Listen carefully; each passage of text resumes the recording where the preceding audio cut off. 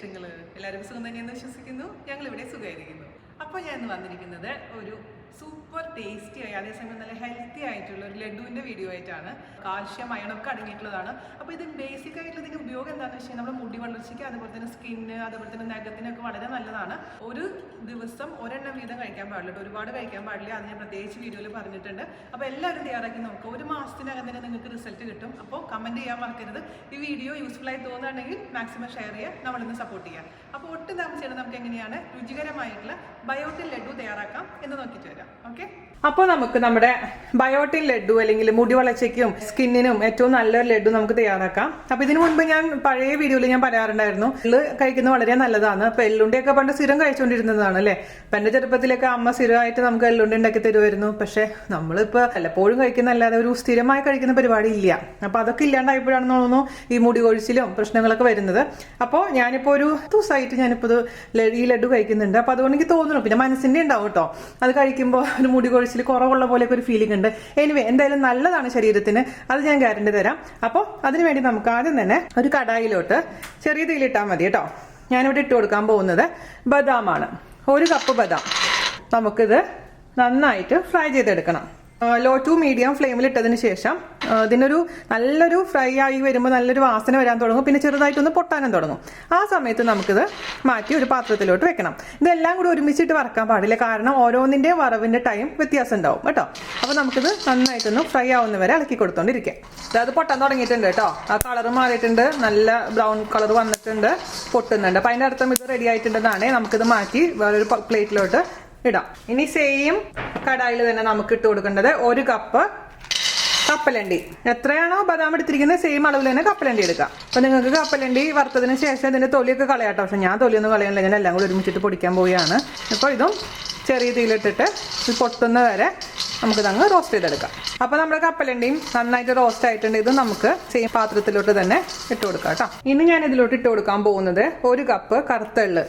നിങ്ങളുടെ അടുത്ത് കറുത്തള്ളില്ല എന്നുണ്ടെങ്കിൽ വെളുത്തള്ള് ഉപയോഗിക്കാം, അല്ലെങ്കിൽ പകുതിയായിട്ട് ഉപയോഗിക്കാം. അതായത് വെളുത്തള്ള് 1/2 ഗ്ലാസ്, കറുത്തള്ള് 1/2 ഗ്ലാസ്, ആ രീതിയിൽ ഉപയോഗിക്കാം. ഞാനിപ്പോൾ 1 ഗ്ലാസ് കറുത്ത എള്ള് മാത്രമേ ഉപയോഗിക്കുന്നുള്ളൂ. അതും ഇതേപോലെ തന്നെ പൊട്ടുന്ന സമയം വരെ നമുക്ക് റോസ്റ്റ് ചെയ്തുകൊണ്ടേ ഇരിക്കാം. എള്ള് പെട്ടെന്ന് തന്നെ കരിഞ്ഞു പോകുന്നുണ്ട്, സൂക്ഷിക്കണം. പൊട്ടാൻ തുടങ്ങിയ സമയത്ത് നമുക്കങ്ങ് എടുത്ത് മറ്റേ പ്ലേറ്റിലോട്ട് തന്നെ ഇട്ട് കൊടുക്കാം. ഇനി ഞാൻ ഇതിലേക്ക് ഇട്ട് കൊടുക്കാൻ പോകുന്നത് 1/2 കപ്പ് സൺഫ്ലവർ സീഡ്സ്. അപ്പം നിങ്ങളുടെ അടുത്ത് സൺഫ്ലവർ സീഡ്സ് ഇല്ലെങ്കിൽ അത് ഒഴിവാക്കാട്ടോ, കുഴപ്പമൊന്നുമില്ല. എൻ്റെ അടുത്തുള്ള കാരണം ഞാൻ 1/2 കപ്പ് സൺഫ്ലവർ സീഡ്സ് ഇട്ട് കൊടുക്കുന്നുണ്ട്. അത് പിന്നെ പംകിൻ സീഡ്സ് ഇല്ലേ, നമ്മുടെ മത്തയുടെ കുരു, അത് വേണമെങ്കിൽ നമുക്ക് ഉപയോഗിക്കാം. അതും 1/2 കപ്പാണ്. അപ്പം എൻ്റെ അടുത്ത് അതില്ല, അതുകൊണ്ട് ഞാൻ ഉപയോഗിക്കുന്നില്ല. അപ്പോൾ നമുക്കിതും നന്നായിട്ടൊന്ന് നമുക്ക് റോസ്റ്റ് ചെയ്തിട്ട് മാറ്റി വയ്ക്കാം. പിന്നെ ഇതൊന്നും നമ്മൾ അരിക്കുന്നില്ല കേട്ടോ, എല്ലാം പൊടിച്ച് ഒരുമിച്ച് ഉണ്ടയാക്കുകയാണ്. ഇതൊന്നും അരിച്ചെടുക്കുന്നില്ല. അപ്പോൾ ഇതിൻ്റെ ഉള്ളിൽ ഫൈബേഴ്സ് ഒന്നും നമുക്ക് നഷ്ടപ്പെടില്ല. അപ്പോൾ അതും ഇങ്ങനെ സൗണ്ട് വരാൻ തുടങ്ങിയിട്ടുണ്ട്, പൊട്ടിത്തെറിക്കുന്നുണ്ട്. അപ്പോൾ നമുക്കിത് മാറ്റാം. ഞാൻ അവസാനമായിട്ട് ഞാൻ ഇതിലേക്ക് ചേർത്ത് കൊടുക്കുന്നത് 1 കപ്പ് തേങ്ങ. ഇതിൻ്റെ വെള്ളം എല്ലാം കളഞ്ഞ് ഇച്ചിരി ഡ്രൈ ആക്കി എടുക്കണം. ഗോൾഡ് കളറൊന്നും ആക്കണ്ട, ഇച്ചിരി നല്ല ഡ്രൈ ആയിട്ട് ഡെസിക്കേറ്റഡ് കോക്കനട്ട് ഇല്ലേ, അതുണ്ടെങ്കിൽ നിങ്ങൾ അത് ഉപയോഗിച്ചാൽ മതി. പക്ഷെ ഞാനിവിടെ ഫ്രഷ് തേങ്ങ ഒന്ന് ഡ്രൈ ആക്കിയതിന് ശേഷമാണ് ഉപയോഗിക്കാൻ പോകുന്നത് കേട്ടോ. അല്ലെങ്കിൽ പച്ച തേങ്ങ ഉപയോഗിക്കണമെങ്കിൽ പെട്ടെന്ന് തന്നെ ലഡു കേടായി പോകും. ഞാനിപ്പോൾ ഇത്രയും ദിവസം ഉണ്ടാക്കിയിട്ടും പുറത്ത് തന്നെ വെച്ചിട്ടുണ്ടായിരുന്നു, ഫ്രിഡ്ജിലൊന്നും വെച്ചിട്ടുണ്ടായിരുന്നില്ല. ഇന്നലെയാണ് എൻ്റെ അവസാനത്തിൽ ലഡു കഴിഞ്ഞത്. അപ്പോൾ ഒരു കുഴപ്പമുണ്ടായിരുന്നില്ല. അപ്പോൾ അങ്ങനെ പച്ചത്തേങ്ങ ആണെങ്കിൽ പെട്ടെന്ന് കേടായി പോകും. അതുകൊണ്ടാണ് നമ്മളിതിൻ്റെ വെള്ളം എല്ലാം കളഞ്ഞിട്ട് നല്ല ഡ്രൈ ആക്കിയതിന് ശേഷമാണ് ഇതങ്ങ് പൊടിച്ചെടുക്കാൻ പോകുന്നത് കേട്ടോ. കളർ മാറിയാലും കുഴപ്പമൊന്നുമില്ല, ഗോൾഡ് കളർ ആയാലും അത് നല്ലൊരു വാസന വരും. പക്ഷേ ഞാൻ ഗോൾഡ് കളർ ആവാൻ വെയിറ്റ് ചെയ്യുന്നില്ല. ഏകദേശം ആവാറായിട്ടുണ്ട് കേട്ടോ. അപ്പോൾ ഒന്ന് തൊട്ട് നോക്കണം. അപ്പോൾ വെള്ളത്തിന് കണ്ടന്റ് ഉണ്ടെങ്കിൽ കുറച്ചും കൂടെ നേരം നമുക്കൊന്ന് ഫ്രൈ ചെയ്തെടുക്കണം. നമുക്ക് ഫ്ലാക്സ് സീഡ് ഇഷ്ടമാണെന്നുണ്ടെങ്കിൽ ഒരു 1/2 കപ്പ് ഫ്ലാക്സ് സീഡും കൂടി ഇട്ട് കൊടുക്കാം, തനിയെ വറുത്ത് കൊടുക്കാം. എനിക്ക് ഫ്ലാക്സ് സീഡിന്റെ സ്മെല്ല് അങ്ങ് വലിയ താല്പര്യം ഇല്ലാത്തതുകൊണ്ടാണ് ഞാൻ ഫ്ലാക്സ് സീഡ് ഇടാതിരുന്നത് കേട്ടോ. അപ്പോൾ ചിലവർ ഇടാറുണ്ടത്. അപ്പോൾ അതേ നമ്മുടെ തേങ്ങ നന്നായിട്ട് ഫ്രൈ ആയിട്ടുണ്ട് കേട്ടോ. അപ്പോൾ ഇങ്ങനെ പിടിക്കുമ്പോൾ നമുക്ക് അറിയാൻ പറ്റും, ഫ്രീ ഫ്ലോയിങ് ആയിരിക്കും, ഒട്ടും തന്നെ നനവില്ല. അപ്പോൾ നമുക്കിത് എടുത്തിട്ട് നമ്മൾ പ്ലേറ്റിലോട്ട് തന്നെ മാറ്റാം. ഇതിന്റെ ചൂടാറിയതിന് ശേഷം നമുക്കങ്ങ് നൈസായിട്ട് അങ്ങ് പൊടിച്ചെടുക്കണം. ഇതിന്റെ കൂട്ടത്തിൽ കൂടെ നമുക്ക് വേറൊരു ഐറ്റം കൂടെ വേണ്ടത് എന്താണെന്ന് വെച്ച് കഴിഞ്ഞാൽ ശർക്കരയാണ്. ഞാൻ ഇതുപോലുള്ള 4 കട്ട ശർക്കരയാണ് പൊടിക്കാൻ പോകുന്നത്.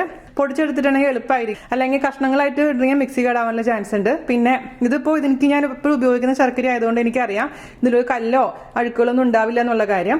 അപ്പോൾ നിങ്ങൾക്ക് അങ്ങനെ ഡൗട്ട് ഉണ്ടെന്നുണ്ടെങ്കിൽ മാത്രം കുറച്ച് വെള്ളം ഒഴിച്ചിട്ട് നന്നായിട്ട് അങ്ങ് അലിച്ചെടുത്തതിന് ശേഷം ഒരു അരിപ്പയിൽ കൂടെ അരിച്ചെടുത്തിട്ട് നമ്മൾ അതിൽ കൂടെ ഒഴിച്ചു കൊടുത്താൽ മിക്സ് ചെയ്തെടുത്താൽ മതിയാവും. അങ്ങനെ ചെയ്യാം. പക്ഷെ ഞാനിപ്പോൾ ഇത് അരിച്ചെടുക്കുന്നില്ല, അങ്ങനെ തന്നെ പൊടിച്ചെടുത്തിട്ടാണ് ഇതിൻ്റെ കൂട്ടത്തിൽ കൂടെ മിക്സ് ചെയ്യാൻ പോകുന്നത് കേട്ടോ. അപ്പോൾ അത് നിങ്ങളൊന്ന് ശ്രദ്ധിച്ചാൽ മതി. ഇപ്പോൾ ശർക്കര നമ്മൾക്ക് പൊടിയായിട്ട് നമുക്ക് അവൈലബിൾ ആണ് മാർക്കറ്റിൽ. അങ്ങനെയാണെന്ന് വെച്ച് കഴിഞ്ഞാൽ അത് ഉപയോഗിച്ചാലും മതിയാവും. പിന്നെ ഇതിൻ്റെ എല്ലാം മധുരം അനുസരിച്ച് നിങ്ങൾ ഇതിൽ ചേർക്കുന്ന ശർക്കരയുടെ അളവ് തീരുമാനിക്കണം.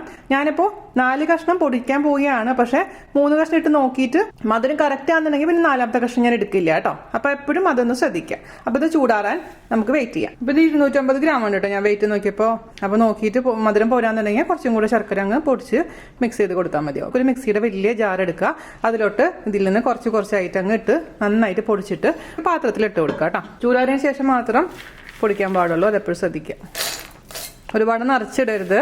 ഒരു 1/4 ഭാഗം എന്നുള്ള രീതിയിൽ ഇട്ടതിന് ശേഷം നമുക്ക് പൊടിച്ചിട്ട് ഓരോന്നായിട്ട് പൊടിച്ചിട്ട് മൊത്തത്തിൽ ഞാൻ കാണിച്ചു തരാം. റോസ്റ്റ് ചെയ്തിരുന്ന എല്ലാ സംഭവവും പൊടിച്ചിട്ടുണ്ട്. ശർക്കര അടക്കം. ശർക്കര എനിക്ക് 4 കട്ട തന്നെ വേണ്ടി വന്നു കേട്ടോ. ഞാൻ 3 കട്ട ഇട്ട് നോക്കിയിട്ടുണ്ടായിരുന്നു ആദ്യം. അപ്പോൾ മധുരം പോരാത്തത് കൊണ്ട് വീണ്ടും 1 കട്ട ശർക്കര ചതച്ച് ചേർത്ത് നന്നായിട്ട് ഇങ്ങ് പൊടിച്ചെടുത്ത് മിക്സ് ചെയ്തിട്ടുണ്ട്. അപ്പോൾ ഇനി നമുക്ക് എന്താ ചെയ്യേണ്ടതെന്ന് വെച്ച് കഴിഞ്ഞാൽ ഇതിനെ നമുക്ക് ചെറിയ ഉരുളകളാക്കി ഉരുട്ടണം. ഇതുപോലെ നമുക്ക് ഉരുട്ടാൻ പറ്റുന്നില്ല എന്നുണ്ടെങ്കിൽ കയ്യിൽ കുറച്ച് നെയ്യോ എണ്ണയോ ഒന്ന് തടവിയതിന് ശേഷം ഇങ്ങനെ ആക്കിയാൽ മതി. പക്ഷേ ഇതിൻ്റെ ഉള്ളിലുള്ള ഇപ്പം നമ്മൾ ചേർത്തിരിക്കുന്ന കപ്പലണ്ടിയിലും ബദാമിലും ഒക്കെ നന്നായിട്ട് അരയ്ക്കും. അതിനുള്ളിൽ നിന്നുള്ള ഓയിൽ ഇങ്ങനെ പുറത്തേക്ക് വരും. പിന്നെ ബൈൻഡിങ് ഏജന്റ് ആയിട്ട് നമ്മൾ ശർക്കര ഉപയോഗിക്കുന്നുണ്ട്.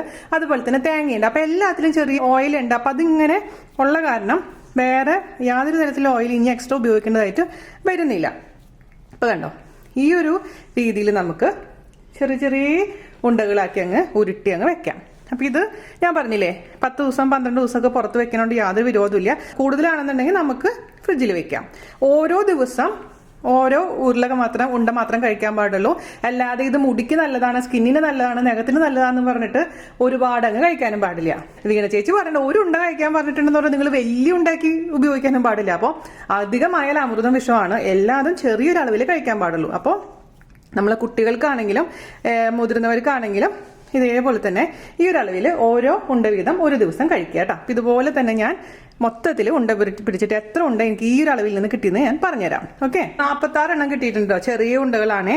അത് എപ്പോഴും ഞാൻ പറഞ്ഞ പോലെ ശ്രദ്ധിക്കുക. പിന്നെ ഞാൻ പറഞ്ഞ പോലെ നന്നായി പൊടിച്ചാൽ മാത്രം നമുക്ക് വേറെ എണ്ണയും അല്ലെങ്കിൽ നെയ്യൊന്നും ഇല്ലാണ്ട് പിടിക്കാൻ പറ്റുള്ളൂ. അഥവാ നിങ്ങൾക്ക് പിടിക്കാൻ പറ്റില്ലെങ്കിൽ ഞാൻ നേരത്തെ പറഞ്ഞ പോലെ കുറച്ച് നെയ്യ് അതിലേക്ക് ഒഴിച്ചു കൊടുക്കുക, അല്ലെങ്കിൽ കയ്യിൽ കുറച്ച് നെയ്യ് തടവിയതിനു ശേഷം പിടിച്ചാൽ മതി. അപ്പോൾ സൂപ്പർ ടേസ്റ്റി ആയിട്ടുള്ള അതേസമയം ഹെൽത്തി ആയിട്ടുള്ള നമ്മുടെ ബയോട്ടിൻ ലഡു എല്ലാവരും തയ്യാറാക്കി നോക്കുക. ദിവസം ഇത് ഓരോന്ന് കഴിക്കുക കേട്ടോ. അതിനുശേഷം നിങ്ങൾ ഒരു മാസമൊക്കെ കഴിഞ്ഞതിന് ശേഷം അതിന്റെ റിസൾട്ട് എന്നോട് പറയാൻ മറക്കരുത്. അപ്പോൾ എല്ലാവർക്കും ഇഷ്ടപ്പെട്ടു എന്ന് വിശ്വസിക്കുന്നു. വീഡിയോ ഇഷ്ടമായിട്ടെങ്കിൽ മാക്സിമം ഷെയർ ചെയ്യുക, നമ്മളിന്ന് സപ്പോർട്ട് ചെയ്യുക. അപ്പോൾ അടുത്ത അടിപൊളിയായിട്ടുള്ള റെസിപ്പി ആയിട്ട് വരുന്നവരെ നന്ദി, നമസ്കാരം. Thank you. സൂപ്പർ ടേസ്റ്റി ആയി അതേസമയം നല്ല ഹെൽത്തി ആയിട്ടുള്ള ഒരു ലഡുവിന്റെ വീഡിയോ ആയിട്ടാണ്. അപ്പോൾ ലഡു എന്ന് പറയുമ്പോൾ നിങ്ങൾ ആയിരിക്കും നോർമൽ ആയിട്ടുള്ള ലഡു ആണ്. അങ്ങനെയല്ല, ഇത് ശരിക്കും പറഞ്ഞു കഴിഞ്ഞാൽ ഒരു എന്തോ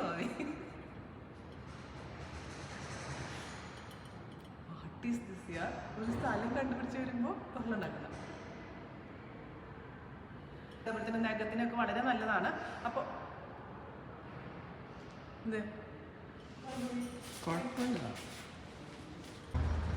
ഹായ്, നമസ്കാരം. എന്തൊക്കെയുണ്ട് വിശേഷങ്ങൾ? എല്ലാവർക്കും സുഖം തന്നെയെന്ന് വിശ്വസിക്കുന്നു. ഞങ്ങളിവിടെ സുഖമായിരിക്കും. ഹായ്, നമസ്കാരം. എന്തൊക്കെയുണ്ട് വിശേഷങ്ങൾ? എല്ലാവർക്കും സുഖം തന്നെയെന്ന് വിശ്വസിക്കുന്നു. ഞങ്ങളിവിടെ സുഖമായിരിക്കുന്നു. നല്ല വെയിലത്ത് വന്നിരിക്കുന്ന അതിൻ്റെ കണ്ണൊന്നും നോക്കാൻ പറ്റില്ല, കാണാൻ പറ്റില്ല എന്നുള്ളത് നിങ്ങൾക്ക്